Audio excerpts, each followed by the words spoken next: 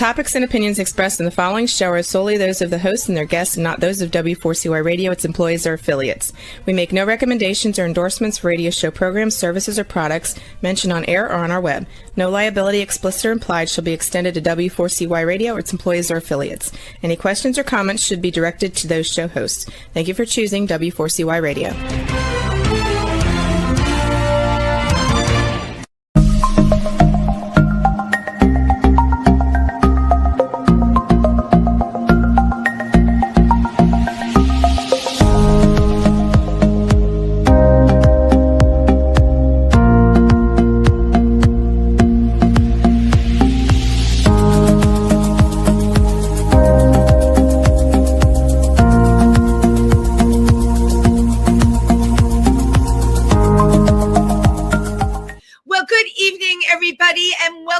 Triversity Talk. I'm Wendy Stewart. I'm here with you. It's Wendy on Wednesday. I don't know why I say that every week, but I do. I am very happy. Okay, it is spring and flowers are bursting out all over. Even though today was like unseasonably cool in my book. You know what? I'm all about springtime. And speaking about springtime, if you are watching this show, we are based out of, Triversity is based out of Milford, Pennsylvania, but we service the tri-state area. That's New York, New Jersey, and Pennsylvania. I am coming to you live from New York because that's where I am during the week. But Triversity, the Pride Center, has a couple of cool things coming up that I wanted to share with you. Of course, we have our game night coming up, but this Saturday, we started a new fun program. It's called Traipsing with Triversity, and it's hiking, right? Who wouldn't love, it's not hardcore hiking. It's just getting out. We have wonderful trails in the Pennsylvania area. So yeah, we hope you'll join us. And my biggest announcement about Triversity, besides all the great things they're doing, we now have started a newsletter. So if we have your email, please sign up because the newsletter is great. It has all of the events that we have coming up. And that way you can really stay on top of things. I know all of us get bombarded with so much stuff, but I love our new newsletter because it's very easy to read. The flyers on it are very, very attractive. And yeah, it's all good. Tonight, while we are broadcasting here, what is also going on is we're having a school board meeting at Delaware Valley High School in Milford, Pennsylvania. And I'm sure you read about it or hear about it later. That's all I'm going to say on that. So without further ado, I have a wonderful guest on tonight who I met at Pangea in the city at the bar. Yes, I meet a lot of people at that bar, and I meet a lot of people that are great guests on my show because it's a good cross-section of people that come in there. They're all interesting and interested, and they have something to say. Our guest tonight is a queer activist. He defines himself as an artisan and an activist. I totally love that. He originally hails from Oklahoma. It seems like everybody who is coming to New York like a magnet, they come from somewhere in the Midwest. We are a vortex in New York City. But I'm very, very happy to welcome Sean Stefanic. So put your hands together. Yay. Thank there you. You are like magic. I'm telling you, I just love when that happens. Love it. How is your night going this evening? Good night. Yeah, very nice, very pleasant. Like you said, a little bit windy this week, but that's okay. It's still beautiful out, and I'm looking forward to warmer weather for sure. So well, aren't we all? Because there's so much going on in the streets these days, aren't there? I mean, yeah, a little too much. Yeah, a little too much going on in the streets. Now, I know, and I can talk about this with you. There's supposed to be another protest on Saturday in New York City. Yes. Yeah, a big one. And yeah, believe it or not, we have one in Milford, Pennsylvania. Again, the last one we had, I was not able to make it. I was with the Imperial Court that night doing our big event. But The one in Milford had between 300 and 400 people at their Hands Off rally. And this one, which is sponsored by Delaware Valley Action on Saturday, and of course, Triversity will be involved in that. I expect there'll be a big turnout, and I should be able to be at that one, which is good. So listen, we are all trying to do our part to get out there and say, what was that movie? I'm mad as hell and I'm not going to take it anymore. It was Network. Okay. How many times, right, have you said to yourself in the last couple of months, I'm mad as hell and I'm not going to take it anymore? Every day. Every day. So just, you know what, one of the things I loved, you sent me a bio and you wrote artisan and activist. So I guess we can start with the artisan fact and just move into the activist, because that's so much a part of who you are. You came to New York from Oklahoma.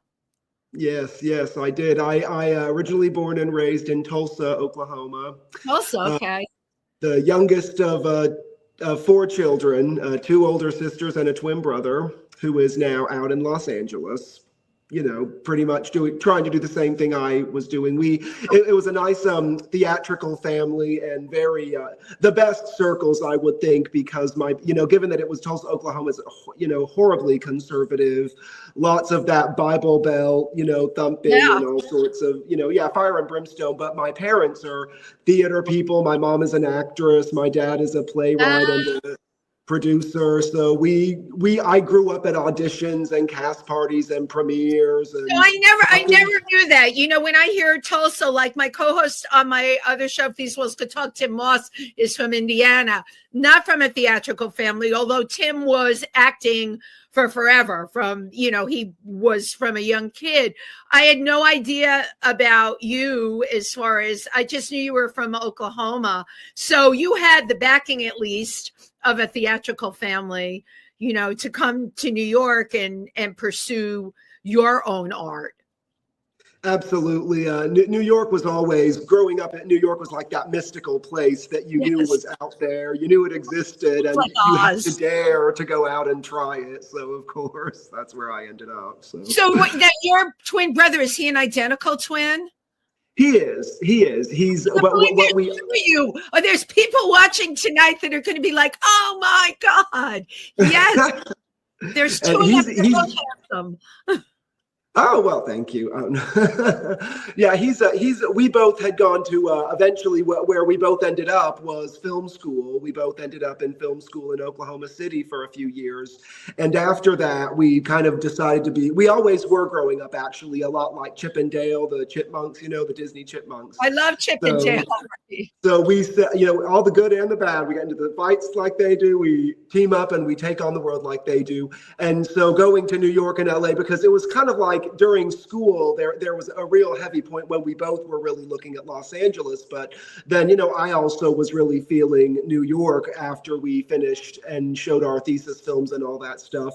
And so it was kind of a divide and conquer. You take that end, I'll take this end. And somehow y'all are bi-coastal. I love it. You're covering everything coast to coast. It's interesting, It is. It's real fun. I've gone out to visit him. He's come out to see me, and we're just twins in a way that we never had been before. Like, it's been great. Wow.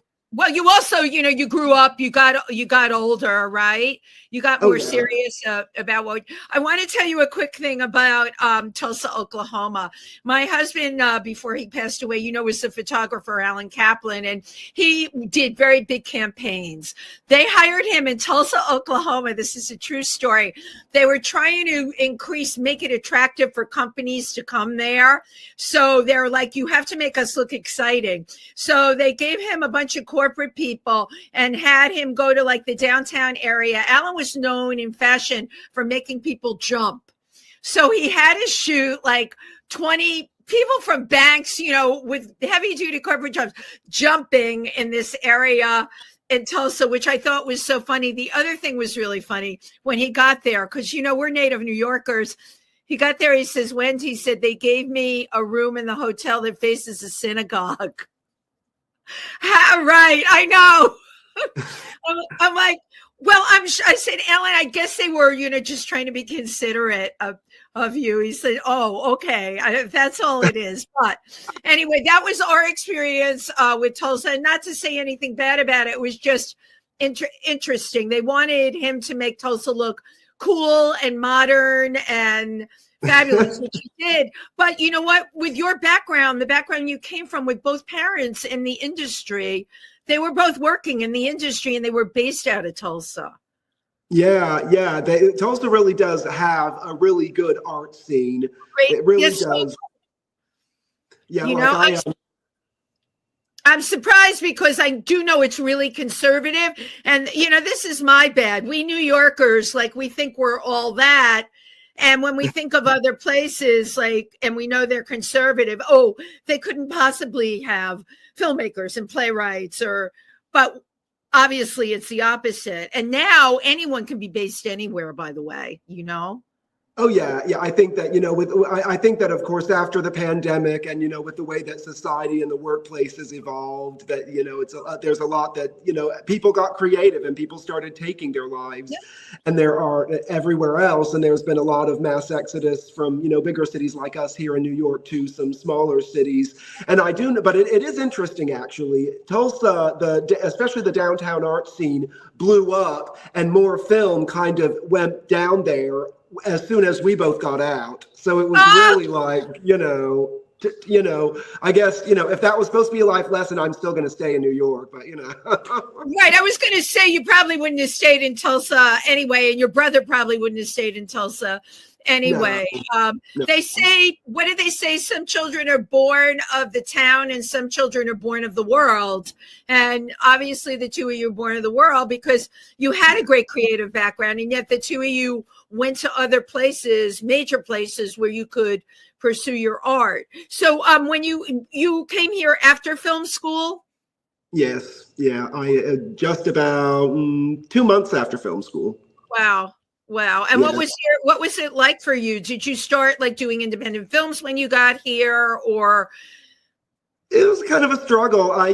Nobody likes to. We all have our dreams and our goals, and we all have that tunnel vision of going straight for that, or at least I did. So I just went for it and just kept on trying to move forward as best I could. But the truth is, I really didn't know what I was doing, as I think a lot of people who move out here from smaller cities don't know what they're doing. Even the people that are here, let me just tell you, the ones with the trust funds, it doesn't matter. They can screw up a million ways and it won't matter. I've had this conversation with my daughter. She's like, why? I'm like, because they have a ton of money. But if you're a normal person, you come here, you try and do your best, but it's highly competitive. There's no way you can anticipate that. And certainly in the arts, there is often no rhyme or reason. I share this with a lot of actors that I have on, because they can be brilliant and not working at all. And it never ceases to amaze me. And that never seems to change. Yeah. No, it's totally true.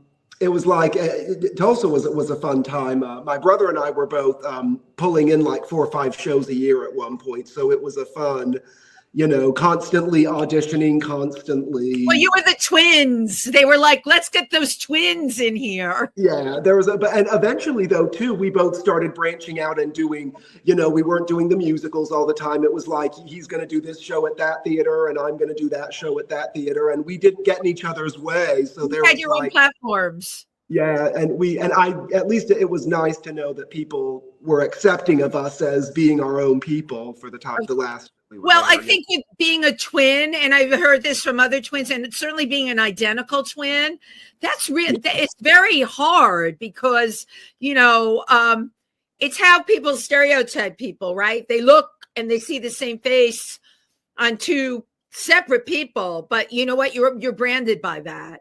And you're also branded by the attributes you share as brothers. Yeah. And everybody always has that stereotypical vision of you as all moving the same and dressing the same, and just look-alike outfit. Oh my God, that's and we're both just no. He likes heart. I like Susie and the Banshees. There's a very big difference in some of that kind of expression. Let's just start with Susie and the Banshees in the cars then, right? Yeah, you're right. You are both of you have your own identity. But again, people stereotype, right? It's what we see on the surface. I go through that with people with pronouns, you know? Yeah. Like your pronoun could be he, but you might, you know what I'm saying? But I might not see you. So I have to constantly remind myself to use the he when the person presenting in front of me completely has what we call feminine features or even feminine attributes. And it's constantly going on in your head.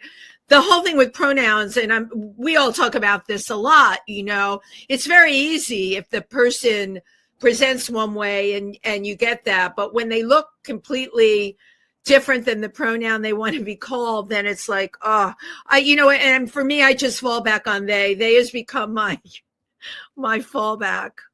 Yeah, I kind of do the same thing. I think like when in doubt, whip they out, and that's what I do. Wait, what is that? I love that. When in doubt. When in doubt, whip they out. I love it. I'm stealing that from you. My God. Go for it. That say that. So when you first came to New York, how did you get involved in political things here, or what made you want to do that? You know, even right before moving from Tulsa, you know, it was because we moved in 2012. So, of course, we were gearing up for the Obama second term. So that was going on. And there was always a part of me, I can speak for myself here, just say that there was always a part of me that wanted to be able to sit at the table and talk to people, politics, whether one-on-one or in a discussion, and know what I'm talking about. But, you know, it just always wasn't that easy for me. And even when I moved out here, I actually was here 6 years before I joined Gays Against Guns. And it was at that point that I also, through that, joined Rise and Resist. And the more I did, the more I just started paying attention to what people were saying and who they were talking about. And I just, now the politics is like, you know, everything I read, and it's, you know, total evolution right there, you know. Right. Well, now, you know, I had a lot of friends that weren't really, again, I know people in Rise and Resist and Gays Against Guns, and I knew the people that quote unquote did that. Right. I came out of the time of ACT UP. But once we got drugs to manage HIV and AIDS with, ACT UP, there's still people that have a lot of the attributes of ACT UP, but that is an organization there. It just didn't fill the void anymore because thank God those drugs came out. But that was a very political time and people pushing back, and silence equals death. You know, that a lot of people don't know. Some of the younger people I've had on the show, they don't know where that came from. That came from Reagan totally and completely ignoring the people were dying. Again, it was not talked about. And it was spreading like wildfire. Yeah. It's, you know, and I have to say, I'm glad you brought it up because ACT UP was kind of the prelude. Actually, ACT UP is what it pushed me right into GAG. That's one of my favorite stories, is because shortly before I found GAG, I had just broken up with someone who I had gotten on PrEP so we could engage in things that couples do. And I, you know, since I was on this, you know, PrEP kick, I said, well, it was hard to talk about HIV and AIDS because Oklahoma has really bad education there, or did when I was growing up. So, you know, didn't know anything really. So when I decided I go on a path to try to do research and whatever, because I don't want to be afraid, but this is something I have to be responsible about. Well, you have to be responsible. Yeah. Yeah. So, and then I remembered the documentary a friend had suggested, How to Survive a Plague, directed by David France.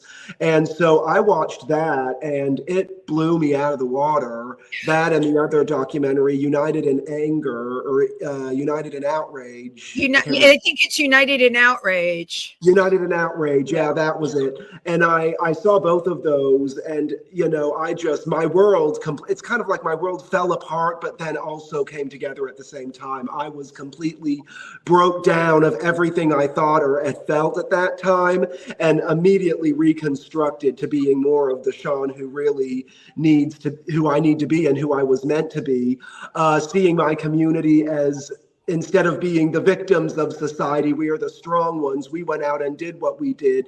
They went out and did what they did to get the medication to change the world, and they did that. And I have to tell you, I had never felt so proud to be a gay man and to be a gay man in New York City when I was learning all of this. And I love hearing that, because you were completely empowered at that point. The forerunners of all of that, Joseph Sonnabend, was one of the Dallas buyer drug doctors. So we weren't dealing the drugs in Dallas, they were up here.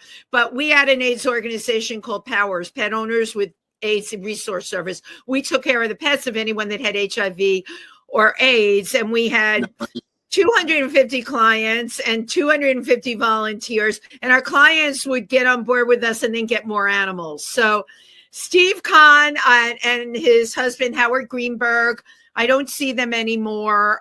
When the plague was basically over, they retired in Florida. But those two guys started this organization on their dining room table with phones, and they never had an office. It was unbelievable. And everyone I knew was dying. They didn't know one person. They just knew that this plague was out there.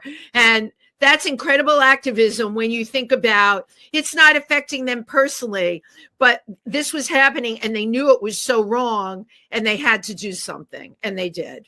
You know, that's exactly. It's totally incredible. I mean, they, and with all of them, like you said, like the Dallas buyers, and there's just like the high cost of medicine that was going on. I know there was a lot of frenzy over that. And then you have these great grassroots, these grassroots, people from the village who have this like black market where they're passing and trading and all these drugs. And on top of that, they're also taking notes. What's working? What isn't working? I mean, there was one of them he was amazing. There were 4 doctors, I remember at the time, that were quote unquote off label. And my organization, even though we took care of pets of everyone, well, I also got to know who the doctors were, people would call me. They're like, I need to see someone. I'm like, great, go see this person. And those people never took ACT. And of course, they're still alive. Well, ACT kills so many people, and that's what they were. You know what? This is like, for me, it's like my arm was cut off during the AIDS epidemic, and it never grew back because it's something that will always be with me. For me, that was really the start of my own activism. But here we are again, Sean. Here we are. Now, you got involved first with Gays Against Guns. Yeah, what happened was after doing extensive research on ACT UP, I was so hungry for even more answers, and I said, well, ACT UP was started at the center, so let's go there. And I grabbed a brochure, and mind you, this was also the same year that Parkland had happened, the school shooting on Valentine's Day. Right. That's the other half of the story, is that I was beside myself, and I was angry for months, and I didn't know what to do. So I go to the center and picked up this brochure, and the first thing I saw, Gays Against Guns. And what was this? This was Sunday, and the next meeting is this Thursday, August 2nd. I'm just going to have to go to that. Perfect. And you're talking about the LGBTQ Center on 13th Street, right? Yes, yeah. Absolutely. Yeah. Wow. And it was everything I needed it to be and more. I mean, and I'm still so close and in love with everybody there that I have known since day one. They're still like the loves of my life out here, really. I love them all. Well, and you're also very lucky that you were in New York and you found this community. I mean, this is what Triversity does in Milford, Pennsylvania. But again, our reach is far, and I'm very proud that we have this brick and mortar organization in an area where it is desperately needed. I always say in New York, you can find a gazillion people that are like you, that have the same beliefs as you, and you can all get behind each other. It's much harder, right, in the rural areas, in the Midwest, and places like that. And I think of the kids, like a bunch of people from our organization, if not all of them. My whole board is at that school board meeting tonight. I'm the only one that's based out in New York during the week, but they're all there, and they all have on their T-shirts. And, I'm so proud of all of them, like that they care, that they're involved, that, what is going on is not acceptable to them. Absolutely acceptable. Yeah, you were mentioning, how it's easier for us than it is in the rural people. And that kind of reminded me of something that my brother had said, and he was right, is that in this disgusting situation that we're currently facing, that's like if this were the Titanic about to go under, New York and LA, where he and I live, are first class. We know we're going to be okay. But we know that mom and dad are like third class, and we're not okay with that, And, some of the people that we still know back in Oklahoma who are dear family friends who. Oh my God, I would imagine. Yeah, you have a ton of people there that watch what you're doing and love what you're doing, and they've got your back no matter what. But we are really in a pickle right now. And, it goes across the boards. I'm sure, read about the thing with Honduras and like how people are treated in jail there. Never mind, like these people that they want to send are citizens. Like when it starts to happen that they start to ship citizens out of their own country. This is really, really scary stuff. This is scary stuff. It's like, it's honestly, because we're there. We all know we're already there. There's no, we're almost there. The point is we are there, and it's only a matter of time before we start to see it happening to people like you and me. It could happen in a heartbeat. I mean, I never did write hateful things on social media because you never know where it's going to end up. And quite frankly, I don't use social media to be attacked. I use social media to advocate, educate, and entertain. But not everybody does that. And that's a bit scary, right? When your opinion's out there. I heard this from someone that was on one of my other shows, a musician, that she traveled to Europe and toured and then came back here. There were tours set up with musicians that like from the UK that were supposed to come here, and they were denied. Do you understand? I don't know enough about that. When did that happen? I don't know, like you, not too much, but I am aware that people who leave the country have a hard time getting back in. That's even like citizens, like you leave, and then when you come back, it's like they put you through the grinder before they let you back in. That's what I've heard. Like, I don't know, but that's what I've heard. Right, I'm hearing that too, but that's really kind of scary because, there are people that are just going to other places and then coming back here, and, you start to say to yourself, then you get into the paranoia. Oh my God, what if I get pulled off the line? What if they pull up something that they deem inappropriate in your social media? Remember, we're all under like a freaking microscope now. Yeah. And I also and I'm glad you bring that up too, because this was something I didn't know about. My brother used to have a job in compliance, and he was doing this stuff with the LAPD and he had a very interesting job for a while, and he was telling me about IP addresses, which are the footprints that we leave on the internet. And it's like, once it's there, honey. And I have to be honest, I have been pretty brash online before. So I'm kind of thinking if they ever because they can look you, I'm not super technical, but I know they can look you up through your IP address. Yeah, exactly. And pull up everything about you. Yeah. They like all your footprints are there. And my brother was telling me about that. And it was at that point, and that was probably like a year ago, I stopped, being so brash about things. Right. Right. And that was even before the election too. So. Well, right. You can tell it to another person, but you have to be careful.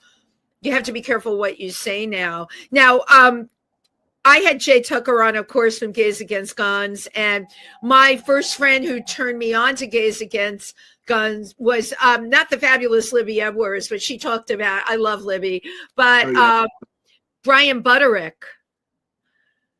Yeah. Brian Butterick was a dear friend who left us too soon.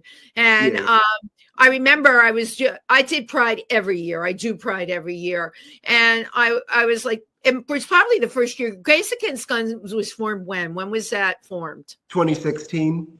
Yeah, so that's fairly new to me. And I remember talking to Brian that year for the march and asking him, and he said he was marching with Gays Against Guns. And I'm like, oh, well, who are they? And then I started seeing them popping up at various places and talking to people. And it turned out a lot of people I knew were with Gays Against Guns, GAG as called. Yeah. GAG, yeah. Mm-hmm. And that's the other thing, too, I liked about when I went from GAG to Rise and Resist and seeing how well connected the entire community was. Everybody does know everybody, or everybody knows who everybody is. And it's just such a beautifully interwoven community of support, and most people see everything's back, So for people that don't know, right, that are listening, because this show's nationwide, what is the difference between Gays Against Guns and Rise and Resist, and where do they overlap? Gays Against Guns is more of a central issue, being gun violence and gun violence prevention. Rise and Resist is basically anything and anything goes, although I can't say that, but it covers a lot of different areas. There actually isn't any, I think because GAG exists, there isn't anybody, there aren't any subcommittees or groups that target gun violence or gun violence prevention, but you have people that work with ADA disability causes. There are committees that do postcarding and work with, other political action committees to get, messages across. And then you have, and then they have an actions committee. And of course, their actions center around everything from, picketing outside of the towers owned by the Jabba the Hutt that we're currently dealing with, or sometimes we do silent protests, a lot of silent protests in major halls, not so much anymore in Grand Central Station. I think they actually banned everyone from doing something there after the Palestine 2 years ago this fall. But the themes range from everyone being welcome here, diversity and inclusivity, everybody is welcome here. This is an asylum city, especially the country itself, an asylum nation, everything from that. I love the fact that they have a committee for ADA disability, because over here by where I live in Woodside, Queens, the Woodside train station now has elevators. I know things like that are because of the work that people like Rise and Resist do. So it's fabulous. It's right. It is ironic that Rise and Resist existed long before the new terminology that we are hearing now, which is just resist, resist, resist. Rise and Resist was really the first shot out of the bag. And both GAG and Rise and Resist were talking about Project 2025 before anybody else was. I had Jay Tucker on this show, and there was just little grumblings about it. And it was, I want to say, like maybe a year and a half, almost 2 years ago. And that was all he talked about. And I only knew very little because I know people in these groups, but I never thought it as horrific as when Jay finished with me that night. And then I was Googling and I'm like, oh my God, the first thing I said is, if this is going to happen, this is huge. And then I started telling people I knew about it, and they had never heard about it. And now we're watching one page after the other come out of it. It is, when Jay first started talking about it, because I just love him. He's just like one of my most favorite people in the whole world. And you know what? He's really he's an incredible leader. He's just got that whole thing about him. He could tell you anything and you would follow him. I first met him in a play that one of our mutual friends did, and it was Uptown. JC? JC Augustine, He's in that. He's as equally good as an actor as he is as a speaker. He's just a bigger than life person. He is. And, when he first, like you said, was talking about Project 2025, I don't know. I somehow I expected it, and yet at the same time it shocked me. I don't know. I don't know. Maybe it's because coming from Oklahoma, like I feel like the Exorcist kind of at this point. Like he had battled the demon once before, now he must do so again. And I just kind of feel like, because in Tulsa, this kind of evil hatred, I saw that in the faces and heard that from the words of so many people growing up. Now, don't get me wrong, my parents were great, all that was great. They did their best, but it wasn't, I mean, it's Oklahoma. Like it was going to, unfortunately, my brother and I were not, we weren't, what's the word I'm thinking of, immune to the hatred and the And I was going to ask you, because you were very protected by your family, and I'm sure your parents had tons of like-minded people, but you still had to go to school, and there were two of you. Were you bullied or left alone because there were two of you? You were bullied. Quite bullied. I have a lot of, I'll just be honest and say, I'm open about myself. I have a lot of emotional problems because of that. PTSD, OCD, a lot of social anxiety that sometimes can hit. I mean, I'm working on that now. I've been in therapy, in real consistent therapy for about 4 years now, and it's been more under control than it's ever been, but it's taken a lot of time, Right. But and my brother's the same, like it's, dealing with all of this is really triggering for us because it makes us feel like we're dealing with all of that all over again. And it's I was going to say that it's triggering. And let's keep in mind, okay, the pandemic got swept under the rug. I didn't get over the pandemic. I talk about it on all my show. And people say, why the hell are you still talking about the pandemic? I'm like, because COVID's still out there. I'm walking in the East Village today, and there's still, I take the buses and subways, people have masks on. And it's not because they're sheep or crazy. They have masks on because people we know, there's a couple of people we mutually know have had COVID in the last couple of weeks. I was definitely ill by the time I got to the doctor. I think the new COVID tests negative, by the way. I don't think it tests. And that's been my theory. I had a cough. I had that horrible cough that lasted well over a month. I know people that have had it for 6 to 8 weeks. You can hear it. You can hear it when you're out. So we never dealt with that. That got swept under the rug. The fact that in, large urban centers like New York, I live near every hospital. There were refrigerator trucks. All right. That's still, Sean. And I'm not, it damaged me. It brought me back to 8. That's what it did. It brought me back to St. Vincent's Hospital. Yeah. I mean, that's the other problem too. When the pandemic happened, and I only realized this just a little over a year ago, I was re-traumatized by the pandemic. After years after the pandemic, like in 21, 22, and 23, I basically was an 11-year-old boy again. It was so bad. And I lost both of my dad's parents died of COVID too. I am like really so sorry. Yeah, it scared. I mean, even now, I still mask up when I take the train anywhere. I still mask up. And like I was seeing someone about a year ago, and we got on the train, and I pulled the mask and I put the mask on, and he sort of like shakes his head like, "Oh no, why you do that?" I'm like, "Don't you tell me not? Don't you dare!" Good for you. Good for you. I said, you are not going to mess with my health. If I want to wear this damn mask, I'm going to wear this damn mask. You're not going to stop me. What are you embarrassed because I care about my body? You know what I mean? So I'm glad you brought it up because, Right. Good. And good for you. You know what? You took an action. Okay. You took an action and right. And excuse me, any partner you want to be with has to respect you for taking an action. That's still out there. So we never got rid of that. And now what happened in November, believe it or not, I don't know what your feelings were beforehand, but I knew just from the grumblings on the internet and going to different sites and everything. I knew we were screwed. I absolutely knew it. So my anxiety started before the election. And unfortunately, like you, I'm surrounded with a lot of people that, we're all like-minded, and people were like, Wendy, that's negative. I'm like, I am not a negative person, but I am a realistic person. And I could see how things were, but you know what it is? I think people have been dumbed down. I think they were messed up from the pandemic. I think there's a lot of hate in this country, a lot of hate.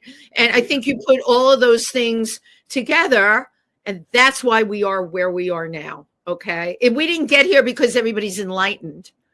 No, it's true. We got, and you know, it's going to get even worse, because let's just call it out for what it is. This entire planet, let alone our country, has been traumatized, like you said, by the pandemic. Yep, that's what we were just talking about. The very thing that we both know they sweep under the rug. We haven't dealt with that. It's going to get bad. The fact that we haven't dealt with that, when you don't deal with the problem, what happens? Well, exactly, Sean. And there's a lot of components to this. We have our political situation, and then we have climate change, which is as huge as our political situation. And now those two things are going to be intertwined. I don't have to tell you that. And, you know, we were talking before the show, that wind, when I talk to even a lot of the people we know about the wind, they look at me like I'm freaking crazy. That wind that spread those LA fires, the strong wind that we have had every single day for the last 4 months. And I have talked to scientists, and this is not crazy time or Wendy looking something up on YouTube. They told me why this wind is there and how it relates to climate change. I'm not a scientist, so I can't articulate what they told me, but I'm not crazy. This wind is a bad thing. And extreme temperatures and all of that. Yeah, well, you know, and I wish I could know what the scientists told you, because I once took an oceanography course, and I know that that like when the waves come in, like the waves in the ocean and the moon are connected, there's this whole gravity element that's going on there. And so basically, yeah, you never know that something all the way up there and something all the way down here are connected, because this universe is like the ear, nose, and throat and the whole body, like it's all connected. We have to respect everything about it. And we're not, you know? No, we're totally not. That wind has got to do with the warming up of the planet. That much I know. And it was explained to me scientifically how that happens. But yeah, we got a whole lot coming down the pike. So what do you do? What do you tell yourself to empower yourself every day? And how do you take news in? Like, what's your personal agenda with all of this? I always read my news right before I shouldn't, but I do. I take in my news before I go to work. And I do prepare myself by just remembering, because I get really emotional about it. Like, and you know, from that other, you know, my work day could be so bad if I get mad at something before I start. So I really do have to keep it. I've become very selective about what I read in the morning, because I know the day is going to be affected if I let that get to me in some way. But I'm never not reading the news. Even throughout the middle of the day, I'll pull my phone out, go to Yahoo for a minute. Yahoo's a pretty good place to get news. So I take a look at that, you know, and I keep it, you know, increments, not all at once. That is, by the way, exactly what I do, because I have to function. You know, I'm out there. I do podcasts. I audition. I can't show up all messed up. And nobody wants to talk about this stuff except, like, you know, in our circles. So I take it off of my phone in the morning. And then when I'm on the subway, I'll look at it again. But the one thing I will tell you, including Yahoo News, all these news things, they aggregate it from other news sources. So, and they pump up the language, you know, like if you, I check stock market because it's indicative of many things, right? And it's always stock market tumbles. I look at the language they use and pay attention to that. They use sensational language. Now, when you watch it on TV, it's even worse. The sensational language from the newscasters is like, oh my God, the world is. I know. It's like it is. There's no more honesty. It's all performance now. I've noticed that about everyone. It doesn't matter which side or what you're saying, whether it's the news or the weather. I don't like it. I don't like where we've gone with anything. Yeah. You know, I totally agree with you on that. But as long as you know, right, what you're looking for, you can stay informed. I do read news from other places. You know, the BBC, I'll compare the BBC to Yahoo. The New York Times has become more sensational than it ever was. And I want to say, shame on you, because Times Magazine section always had great articles in it. Now the news that comes through on your phone from the New York Times, like the daily stuff, you know, it could be from the Post, it could be from any of those places. They've sensationalized it. I wish people would stop doing that. Tell the truth. Is the truth so hard to say? Yeah, exactly. It's like they have this.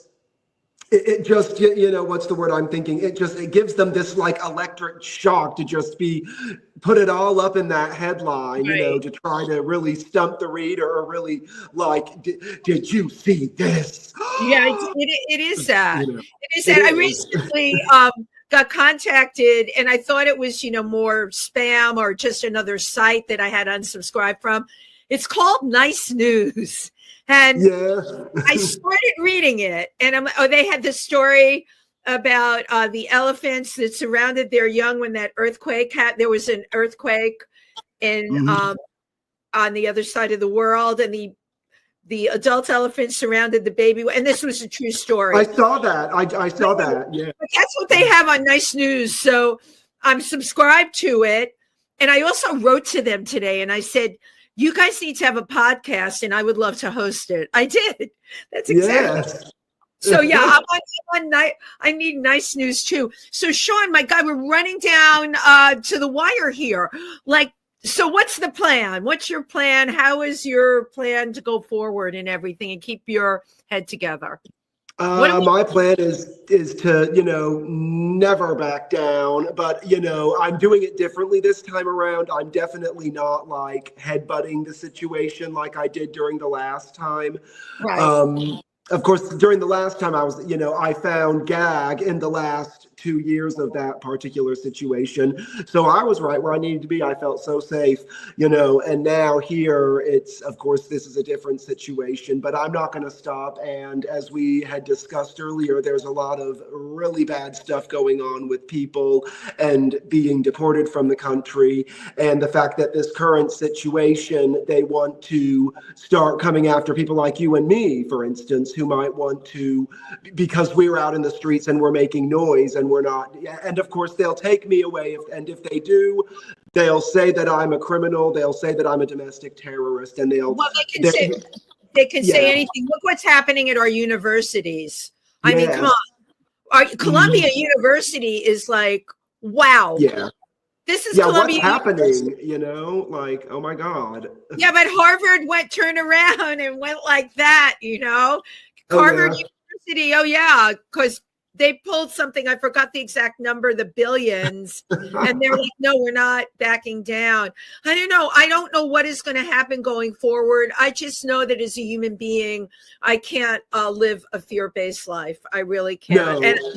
Basically, I'm not going to stop doing anything. And if they get worse, I'll just be more persistent, because, you know, the bullying, if there's one thing that when the pandemic set in, and we were already dealing with the last situation when that pandemic set in, my brother and I had many come to Jesus talks, so to speak, in which we were really reconciling our bullying experience and how it was really setting us up to deal with this, because these are the exact same kind of people that we were bullied by. Totally. We're seeing them in the news. They're doing it to us now. And I'm like, guess what? I ain't some scared 11-year-old kid. I'm the guy that's going to knock your teeth out if you come after me now. So. Well, and you also have a lot of people behind you. Remember, in Tulsa, Oklahoma, in high school or junior high, you didn't have masses behind you. You know, it's really good to know when people have your back. It is. I mean, as mad as I get, you can't keep me from smiling when I'm out there with all of my gaggers and, you know, the people you and I know. You know. Hello, gaggers. Well, I loved having you on the show. I'm glad we finally moved from the bar at Pangea to this podcast. And this has been wonderful.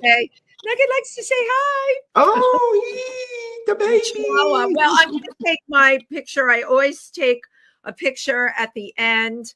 Something to remember us by. A few. Cheese. Cool. Thank you, Sean, so much. I am sure I am going to see you at one of the events. Oh yeah, there, and thank you so much for having me. This has been a lovely time. Oh my gosh, I love hearing that. And you are a lovely person, but also thank you for everything that you're doing. And you're with a number of people who I know, they're all like wonderful, caring, empathetic people. That word empathy, I don't know what happened to it, but seems to be not in the language these days.